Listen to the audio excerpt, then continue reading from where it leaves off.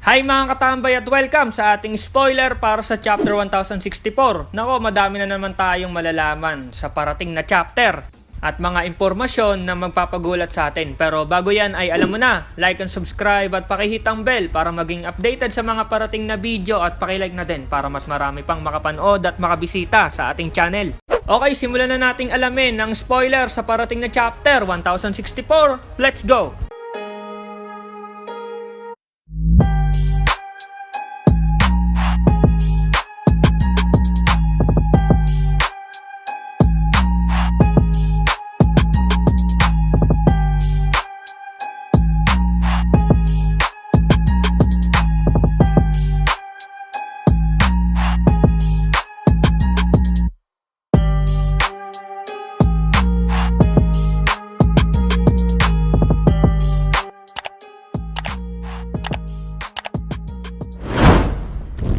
Ang title nga ng chapter 1064 ay Egghead Love Face. Si Kusan at si Van Ogre ay ang bida sa cover page ng chapter na to. At nasa Blackbeard pirate ship sila. Pero di ba nakita natin si Van Ogre na kasama nga si Teach at nilalabanan nito si Lalo. Ibig sabihin nito, andon si Kusan ngayon sa barko habang nakikipaglaban sila Teach kay Lo. Nako, delikado pala talaga si Lalo ngayon. Eto na, nagpapatuloy ang laban ni Lo at ni Blackbeard. Ginamit ni Lo yung amputate niya laban kay Blackbeard. Kaso, kinounter lang ito ni Teach.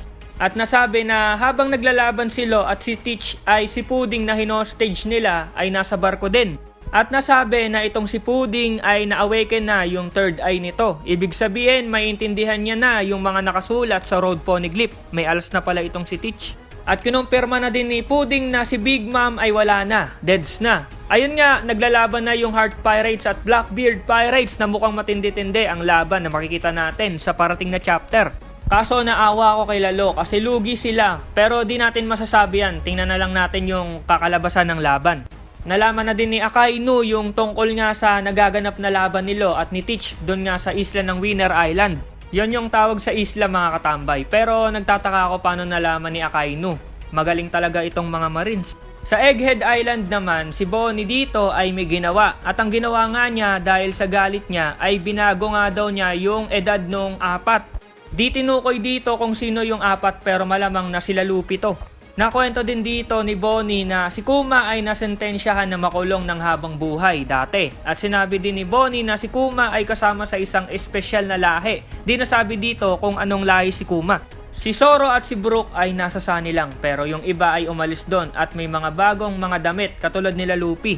Buti naman di umalis si Zoro kasi maliligaw na naman yan. At sa last page ng chapter ay may sinabi nga ang isang tao na nagngangalang Shaka. Nakausap nga ni Dragon. Sinabi nito na siya at si Vegapunk ay nalalapit na daw yung katapusan nila. Break next week!